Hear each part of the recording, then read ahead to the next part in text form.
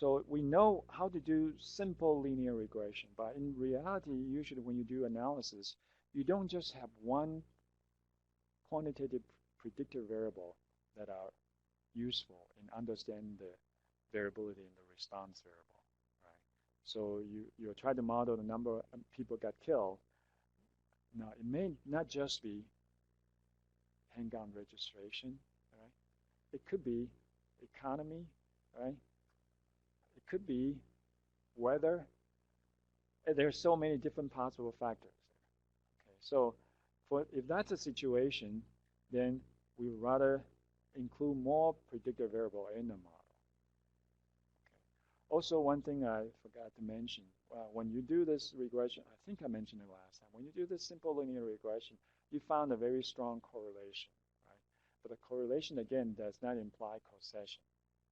Okay, so it's not because the number of so many handgun register, so that it causes not many people got killed. It could be something else that is affecting number of people got killed and also making more people want to buy a handgun. Okay, so while you're doing observational type of study, it is really risky or dangerous. Just use one predictor variable and try to draw your conclusion.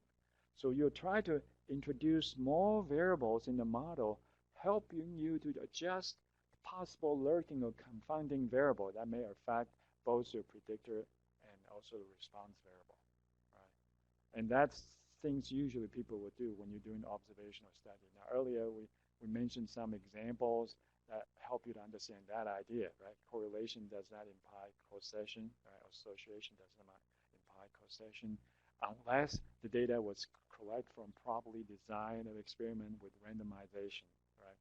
But oftentimes, especially in public health, a lot of time when we collect data, they're observational. So regression modeling, right? Regression analysis is very useful.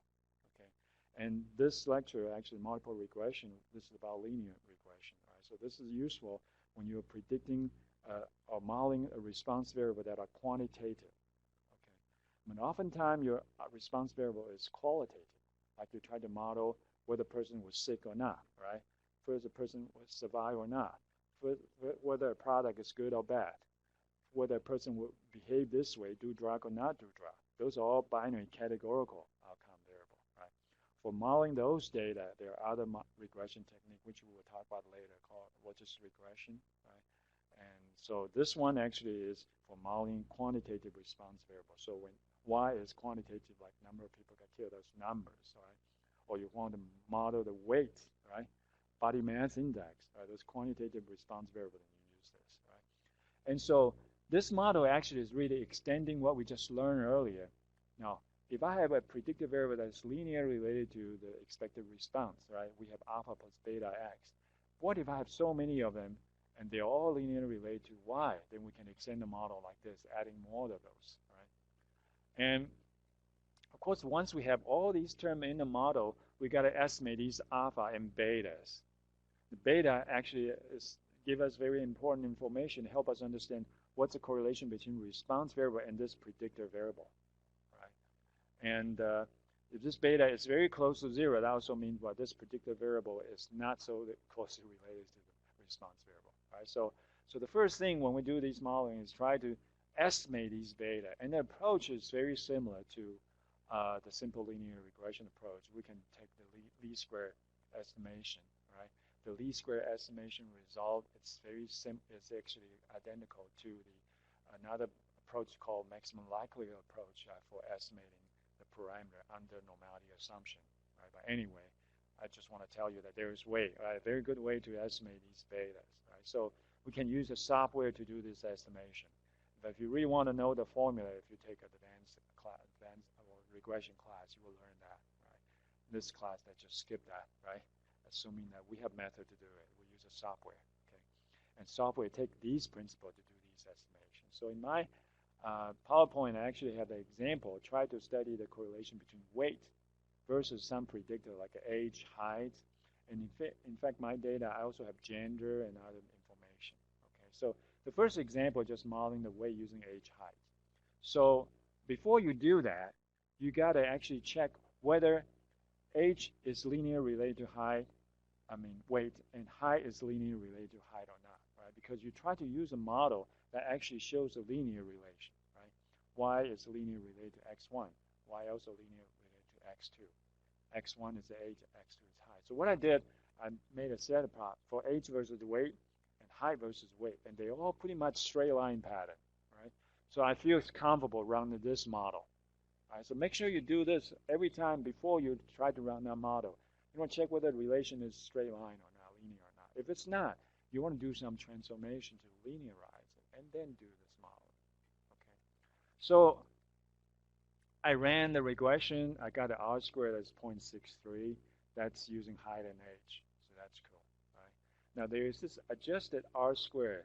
Right. Some people use that just to correct this R squared measure, because when you run regression analysis, anytime you add a variable, regardless if it's useful or not, because of the nature of the model, that R squared always increase, right?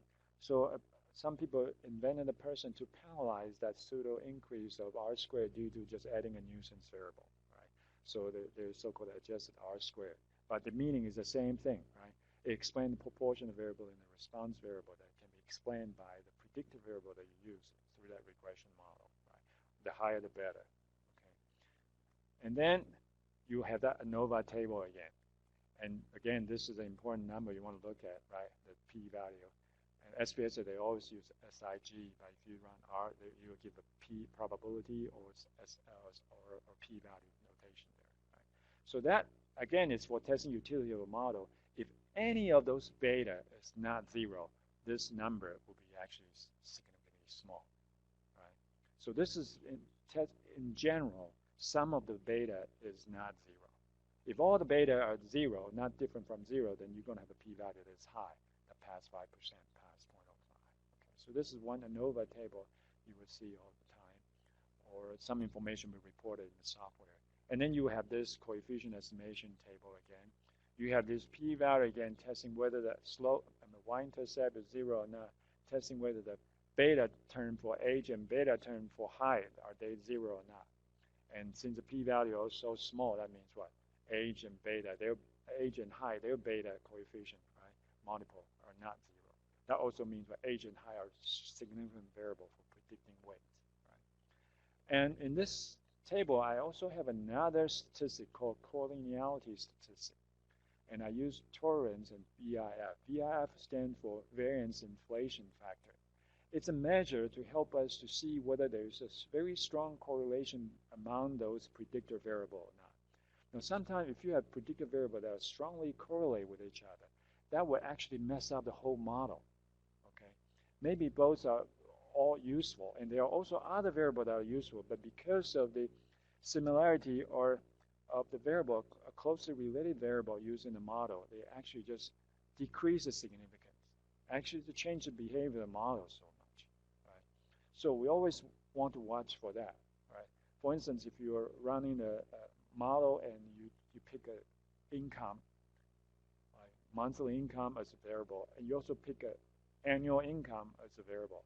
So monthly income and annual income, for most of people, probably about the same. So one variable is good enough, but if you put both of them in there, that may create problems. All right. So if you do have that situation, you may see a VIF that's pretty high, maybe 10 or sometimes even in thousands, right? And that's not a good idea. So usually when you run multiple regression, you want to check on this VIF, do some collinearity analysis. Usually the guideline is that you don't want this VIF to be higher than 10. If you have VIF higher than 10, that means there is problem with collinearity. Now, how to take care of collinearity? Sometimes people actually drop variable, right? You have annual income, your monthly income. Which one you think is most significant, right, in your analysis? You think annual income is best, then drop the monthly income.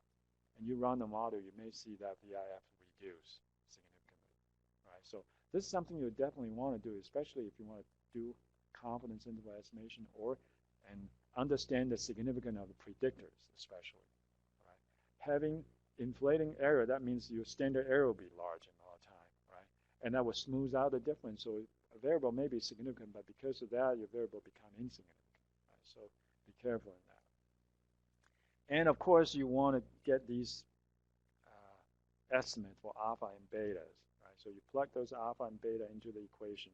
you get the prediction equation. So this predicting the average weight, the average weight will be equal to minus 127.8 plus 0.27 times age variable and plus 3.09 times height variable. Right? So you got your regression equation.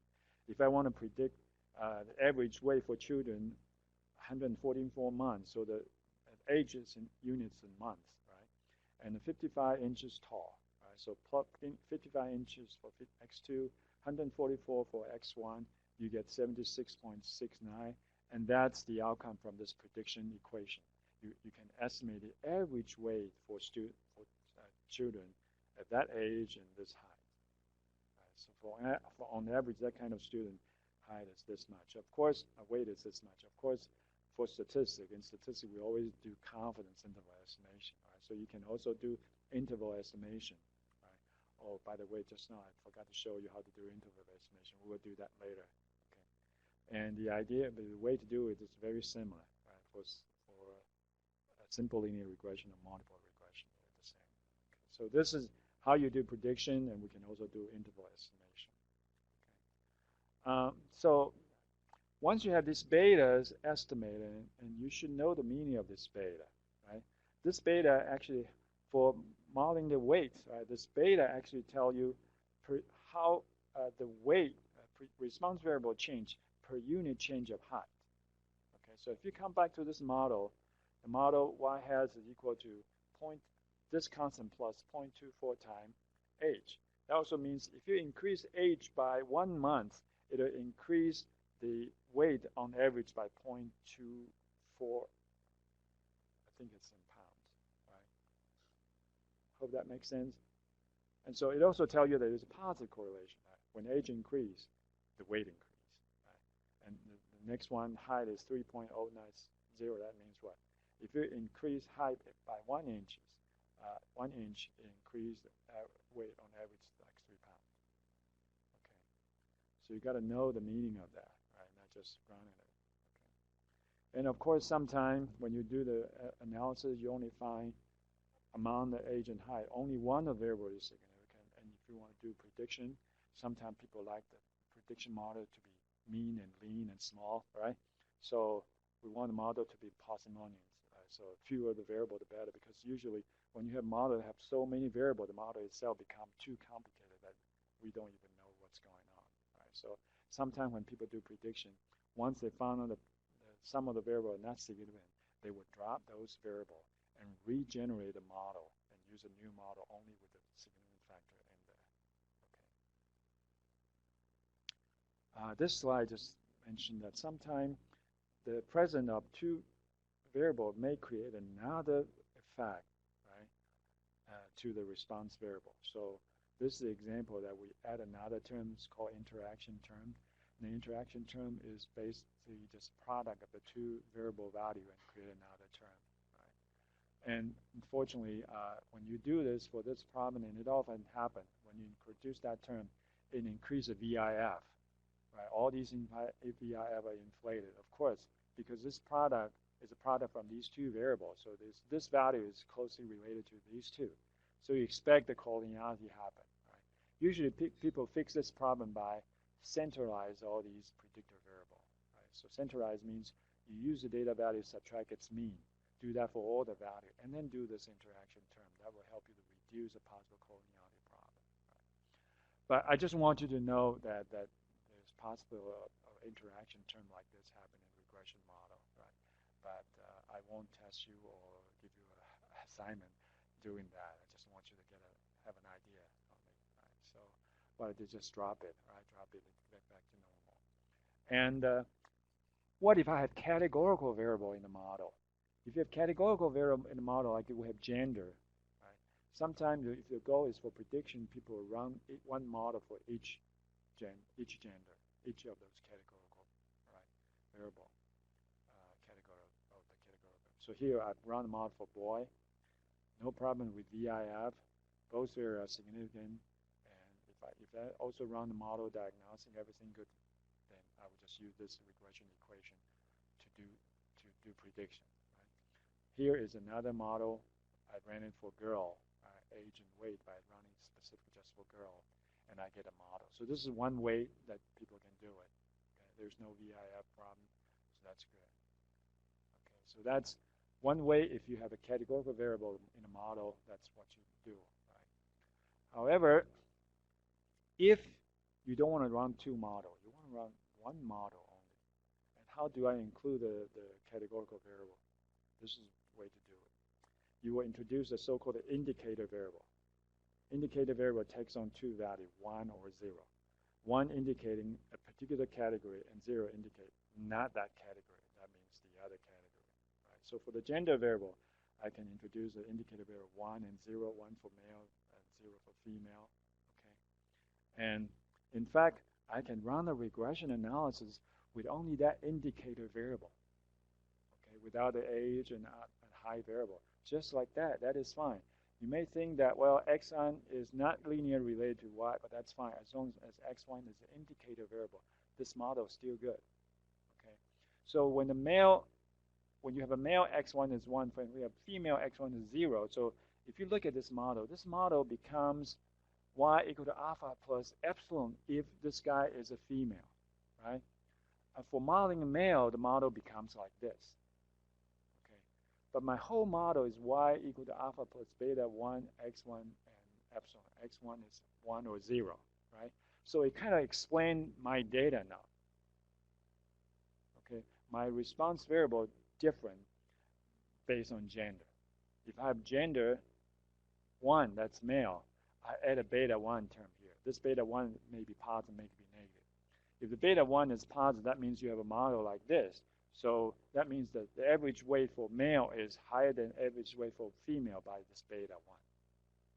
Okay, and that's interesting. Now, what if I run this regression model and test from beta 1 equal to 0? That's something we have learned already in this class. Testing beta 1 equal to 0. And this beta 1 is what difference between average weight for male and female, right? So if you test for beta 1 equal to 0, it's almost like testing whether there's difference between average weight for male and female. In fact, that's just what? A two independent sample t-test. So if you run this model like this, you're doing a two independent sample t-test. It's exactly equivalent to a two independent sample t-test. However, this is actually good for two independent sample t-tests when error variance are equal. Remember when we do two independent sample tests, we have equal variance, non-equal variance, right? This is a situation when variance are equal because that's a model assumption for epsilon, right? Epsilon as normal distributed with mean 0, variance sigma squared. Okay, so what I did, I actually ran the two independent sample t-tests on that data when variance are equal, and in fact, that's a situation. It's p-value for testing variance are equal. This is actually the SPS is give you that, right? Now, if you use R commander, there's a way to test the equality of variance. You did that in the previous assignment. But anyway, this p-value is high, so variance is equal. And this 0.071 is a p-value for testing equality of a mean, right, for male and female. And I ran a simple linear regression. I get the p-value exactly the same, right? And the mean of the difference for two independent sample tests was, comparing the two means from the two samples, is 4.570. If you look at the beta 1 estimate, exactly 4.570, right? So that helps you to understand the meaning of this beta 1. What is this beta 1? Is the difference of the average weight for male and female. Okay, and testing beta 1 equal to 0 is like testing whether there is a difference between the average of these two populations.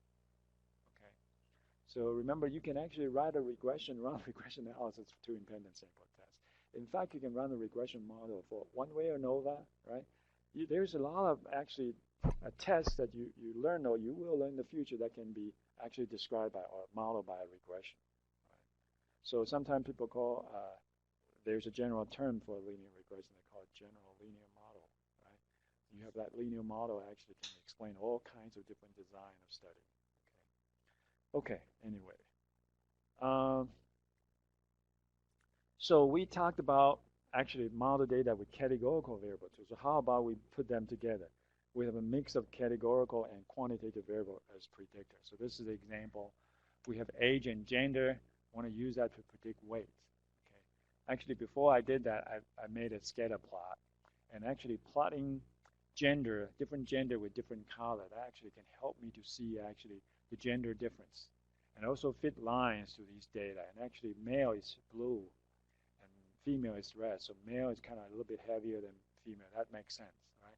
But if you look at this two line, actually, when they're younger, it seems like the difference is not big. The difference increase when they're getting older and older, and that makes sense, right? And also, sometimes people may just want to study the difference between average weight between gender. Okay, so we say that we can run two independent sample tests, and if the data is observational, you know that there are some variable probably will affect the weight and also, well, shouldn't say affecting the gender, right? But gender itself may not be just a good explanation, right? I think it's an important variable for predicting weight, right? But they may be other variables that also explain why weight different. Of course, age, right, is an important number, right? When you get older, of course, you get heavier, right? So if we run this regression this way, not only that it can help you to compare the difference between gender in terms of weight, it can also help you to adjust the difference due to age, right? So that's the advantage of running a multiple regression. Okay, you can say, oh, I'm going to study the correlation between age and weight, but if I include gender, I can compare the study correlation between age and weight with gender variable control. So we factor in gender variable. That will make your analysis more accurate or more meaningful, right? So that's an important reason for running a multiple regression, right? That can help you to adjust the difference due to possible confunders, right, or lurking variable, right? That may affect both predictor and response variable. Okay. And I like this chart very well, right? I prefer this chart that these two lines are parallel to each other, so it'll be easier to explain, right? But I guess it's not too tough to explain. For this range of data, the behavior of the weight is like when age is young, the difference is not big between gender, but when age is getting older, the difference is getting bigger and bigger. Okay. And I ran the regression, and that's the outcome. So if you want to do the prediction, you can predict y using this constant, this alpha plus this number times age plus this number by gender, so you get that regression equation, right? And these are p-value for testing whether age is significant and gender is significant, and both are significant when you have them there. Okay. Hope this makes sense, right? And then we can add more. Right? Besides that, I can add more, and this is actually 3D plot. Let's not worry about it, right? So this is the model that I have them all in the model. VIF is under control, so I don't have to worry about it. However, if you look at this outcome, gender become not significant. Okay, when you have age and height in the model, age becomes an insignificant variable. It means like age and height, right, are more significant, right? When you come to predicting weight, right, gender is not as significant as age and height, and I think it makes sense, right? So when you try to model the response variable, what variable should you use then? If your goal is for prediction, of course, you're going to drop the gender, right, and use the age and height variable to do prediction, right?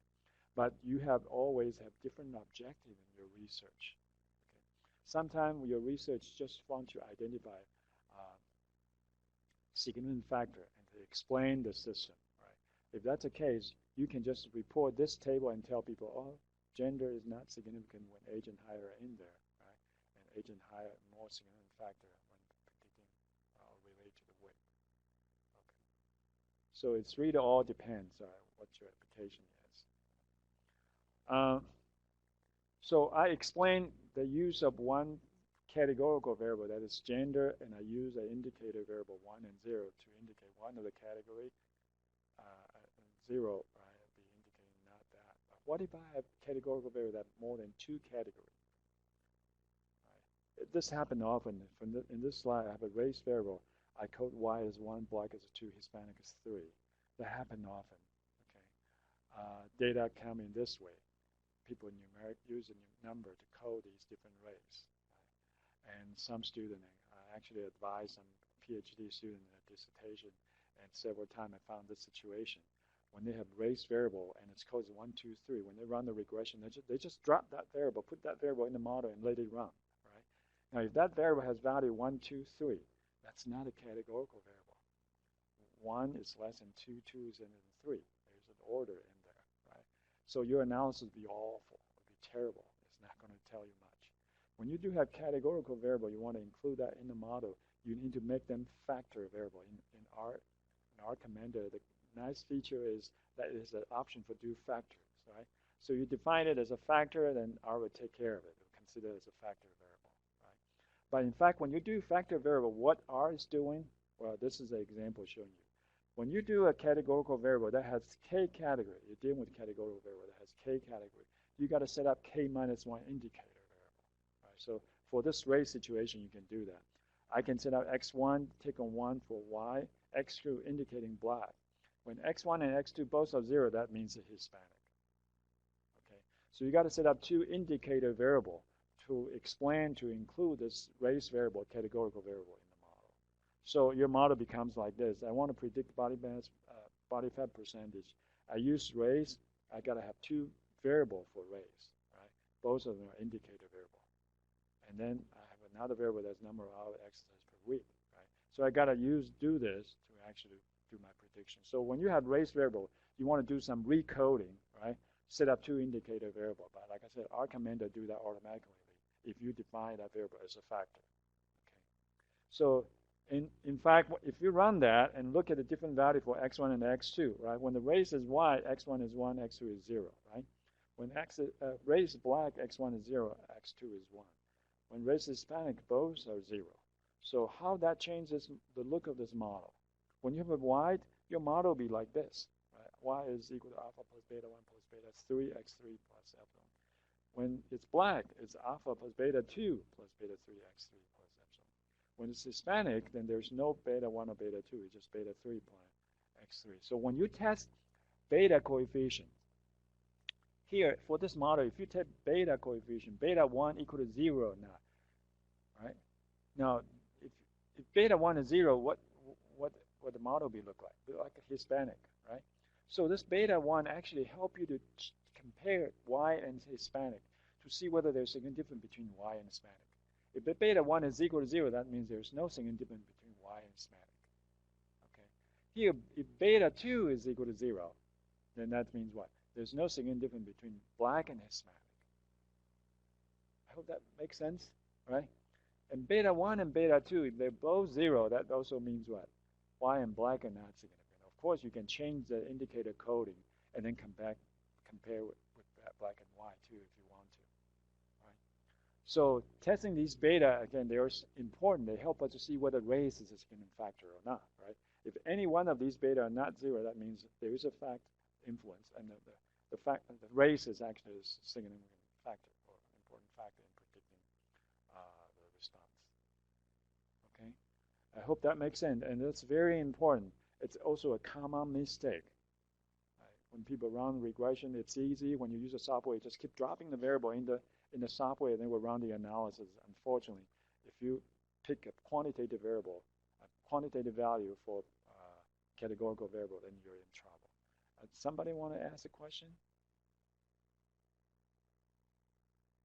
Okay, I'll probably accidentally touch something. Okay. So then, yes? Okay. If you're doing that and one of them appears to be significant but one of them is not, how do you adjust that in R? Adjust it in R. How do I drop one of them? Oh, you don't need to drop any of them, right? It's a variable indicating a category, right? You can have them all in there if you want, right? But if you drop, for this case, you can only drop maybe, let's say if black is not significant, right? So you drop black, and you have an indicator indicated is Y or not Y, if you like to do that. Okay, so if your goal is for just the prediction and you want the model to be lean, you want fewer variables as possible, you create indicator variable for race, and then one of the indicator variable is not significant. You can just keep the other one if you want to, that's fine. Okay, and that other variable in this case, if it's just Y, and that variable only indicating whether you are white race or not white race. Okay? Hope that makes sense? That's a good question. That's a very good question. Right? But how do you interpret this? If you want to explain whether a variable is significant or not, if one of these beta is not 0, that means in general race is a significant factor. Right? So you can always interpret that way. And this is just an example when you do prediction. If I got my alpha and beta estimated, right? If I given the particular subject or type of subject that for particular race and hours of exercise have a value there, I can just plug them in and do the prediction. Of course, I will show you how to do this with our commander later on to do confidence interval estimate. So we can do confidence interval estimate for this too, right? Not just with simple linear regression, the multiple regression we can do that too. Okay. And this is a case that another example for predicting female life expectancy. Right? The idea is similar. Before you do it, this is modeling the female life expectancy using percentage of urbanization and birth rate. Right? So before I do that, I will plot the predicted variable versus response, right, one by one to see whether they have linear trend or not, and then build a model. Same thing, right? So you can check the R-square. You can also check the test of utility to see whether the model is significant or not. You can also do the coefficient estimate, look at the p-value for significance of these predicted variable, and also check VIF to see whether there's a collinearity problem. So basically, that's what you do when you run the regression, right? These are the important things you look at. And again, depends on your application. Sometimes your goal is just to see whether these predicted variables are useful or not, or significant related to response variable or not. Okay. And then you can build a regression model to do prediction. Okay. This slide just telling you general use of regression. Sometimes regression just for you to understand what's going on, right? Describe the system, right? Maybe let me use a salary. I have salary maybe for a university, probably, and faculty have different rank and years of service and the performance and whatnot. And you want to see how these ranks and years of service relate to salary, okay? Whether they're positive correlated or negative correlated or whatever. You just want to understand their correlation. Sometimes the goal is for control, right? So you build a model and you can actually, for instance, make residual plot, right? Residual plot can help you to understand the difference between the actual observed value and the predicted value, and the predicted value is a line on the average, right? So the average salary. So you can see people overpay or underpay, and maybe help you to make adjustment to see whether there's a problem in giving the salary to the faculty. And of course, sometimes the goal is for prediction. Right? You want to predict faculty salary based on their rank and years of service, right? Or maybe try to find how much you want to pay a particular new coming faculty. Okay, with a model like this, it can help you to actually probably find a good level. Right?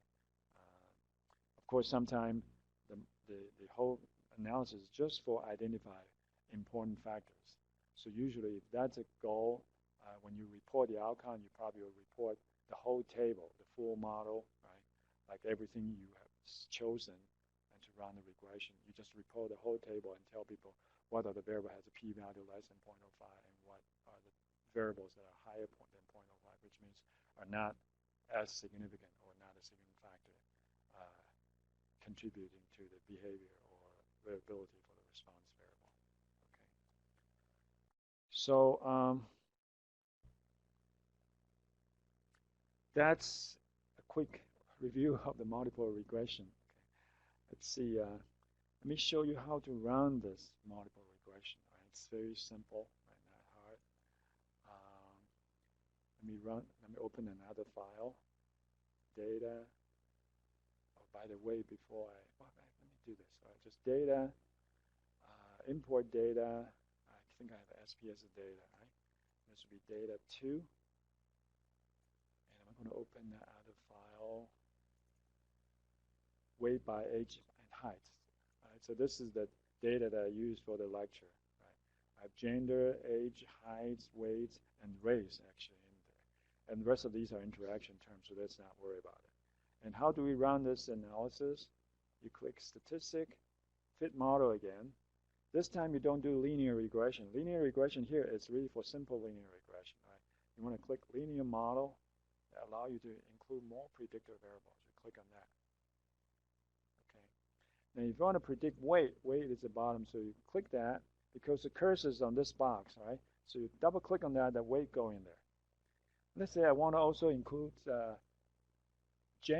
age, right? So age, good. Double click it, it'll go in there. If you want a gender, you want to make sure that gender is a factor, right? Because if gender is not factor, gender may be coded as 1 or 2, right? And that's not good. Gender is not 1 or 2, right? Gender is a label, has to be factor. So it is already factor, so that's good. I click that in. I also want to use height, so click the height in there. And that's good. I have all the variable I want as a predictor. I don't want that add at the end, right? So I then click OK. It'll run a model so quick, right? You have that coefficient table over here. And these are the p-value, right? Probability p-value, right? And the height is significant, and the age is significant. Gender has a 0.834, that's pretty high, so not significant. Also, you have this p-value for testing utility for the f-test. F-statistic is over here, and its p-value is 2 times 2 times 10, 2.2 times 10 to the negative 16, very small number, right? You also have the standard error. You also have the R square, right? And adjusted R square also reported here. Okay, just like those output in SPSS. It just arranged slightly differently. Okay, but it's essentially the same thing. Okay, and you can click on model, graphs, basic diagnostic plot again to see the residual plot and do the normality QQ plot. Now this time normality QQ plot has a little bit strange tail, right? That kind of indicate that some of the data make this whole thing residual not quite satisfied with normality assumption. The majority of them are okay, right? But some on the end are not good. Okay, so that's a diagnostic plot. Right? And I mentioned to you that we can do prediction, right? Now, if you go to the my website, I wanted you to go to the R instruction page, R recommended instruction page. If you pull down to the regression, actually I have regression here. I have the R code for prediction, right? This is a place that you can actually download some sample R code for you to do prediction. So I'm going to maybe just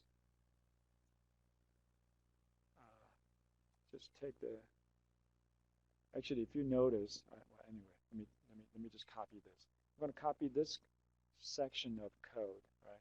This is for 95% confidence level. The 2 on the bottom is for 90%. So you see the difference. There's a place that you can specify the confidence level. If you do level equal to 0.9 or point whatever, this argument, this parameter actually allows you to specify confidence level, right?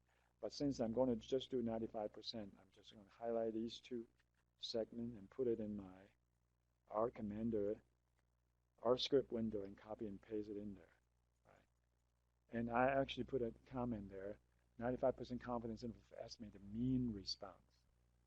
Okay, so if you want to estimate mean response, this 2 lines will help you to do confidence interval estimate for it. If you want to do individual response, predict an individual person, right, then this would be the confidence interval.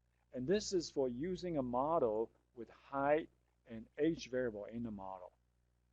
Okay, so if you do have a model just using age and height, then you can run these code to do prediction. Okay. However, what model did I run? I actually ran the model with all 3, right? But then I said gender is not significant, so I should not use gender. If that's the case, you want to do prediction with the age and height, you have to rerun the model. Right? So I click statistic, fit model, generalization model. I want to model the weight using age and what? Height, right? And that's it. And I'm going to click, I'm sorry, I clicked the wrong, what did I do? Click the wrong thing, right? Not the generalized. Fit model and linear model, okay? Linear model. model, and then model the weight using, I could just delete the gender. I want to model it with age and height. And I click OK. Then this will be the model for predicting weight using age and height, right? And that's linear model 3 here. Okay. If you click that, you can actually switch between models, right, to get the data, some of the information that is stored in the R commander for those analysis. So I have the models 3. That's great. And what's this models 3 for? This models 3 can help you to change this, to help you to do the right prediction, right, using the right model. So when you do the prediction here, for individual case, the line is actually, these two lines are doing for prediction for individual case, right? And these two lines are for predicting the mean response. And we got to use model 3. So I change this model 1 to model 3, change this model 1 to model 3. So now these two segments of code, I can highlight them. If I highlight these two lines, what it will do is to help me to do prediction, use that model with only these two predictors, and then predict the average weight for people whose height is 50 and age is 144. The first one give you the confidence interval estimate for mean, second one give you the individual. So I click submit. Object H not found. Oh, I'm sorry. I use lowercase, right? And this is actually, let me check the variable. I use lowercase for both, so I'm going to type lowercase, right? Pardon me. So it's case sensitive, right, for those names. So H-E-I-G-H-E. That's good. That's a good mistake. So you see that it's case sensitive. H. And same thing for here. And H. Okay, and I rerun them. Models 3, good. Okay, so I got the confidence interval, right? So this one is the y hat, the fitted value, the line, right? The predicted value, right? The y hat. And this is lower limit, and this is upper limit for that confidence interval for estimating average response, right? So average weight for those kids whose height is 55 and age is 144 months. And the next interval will be actually interval for individual case, right? For individual kids whose height is 55 and age is 144, this is a confidence interval estimate for its weight. So for individual case, again, you see this confidence interval is larger, has a wider band, right? Wider interval of larger margin of error because you only want to predict a single individual, right? That has larger variability there. Estimating mean, you have smaller variability. Okay? So the same thing you can do, same code you can apply to the hang-on registration thing, right? For hang-on registration thing, after you build a model, you know that you don't have one predictor variable, right? Just put that one predictor variable, that would be a registration variable, and then just put in how many hang-on register, right? And then run the whole code. It'll help you to predict on average how many people got killed, right? Or this is actually individual case, right? For how many people got killed with that hang-on registration level, right? So you can modify this code. If you only have one predictive variable, just modify this code. Make it just one predictive variable and run the whole thing. So that's how you do the interval estimation, right? You saw the formula, it looked kind of complicated, but with the code here, R commander, you can do that computation very quick. Okay. Any question? Hope this makes sense.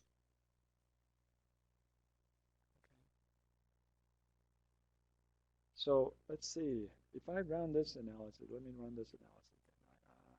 Statistic fit model, linear model. If instead of using height, I actually use gender, right? And if I click OK, what will happen? You have this model, right? This model tells you that, well, gender is a significant factor. There's a significant difference between average weight for male and female when age is controlled. Age variable is controlled, right? So this is what different between the regression approach and the two independent sample t-test. when you do two independent sample t-tests, the only information you have is gender, in this case, and weight. Okay, and you study correlation between gender and weight. But you know that age also would affect the weight, right? So when you run the regression analysis, including age in the model, you'll be able to compare the difference between average weight for male and female with age adjusted in the analysis.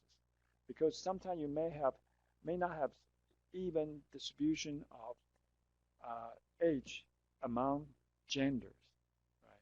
What if you have a data that have more male that have higher age? And then before you do the comparison, male already winning because they're higher age male in the data. So when you try to do comparison, male, of course, are going to have a higher average, right? With this, it allows you to adjust the difference due to age that will make the comparison more accurate, more meaningful, okay? So the age won't influence your comparison. I hope this makes sense, and that's very important. That is why when you're doing observational type of study, you like to take regression approach instead of doing one-way ANOVA or two independent sample tests, right? Pair sample test, two independent sample test, or ANOVA, those are good when you have a properly designed experiment, right? And have a randomization and randomize the treatment on homogeneous subjects, right? Then in that case, those tests are good. If you don't have that, your data is just plainly observed, right, from your observation, and then regression approach will be a better approach, okay? So let's take a 10 minutes break, right? Then we're going to go into logistic regression. I hope I have time to cover them all. If not, now remember there are videos that I recorded last year, also Adobe Connect, right? That lecture actually spent more time on logistic regression too, so you can go there, I believe, right? Probably more time on that. So you can also look at that.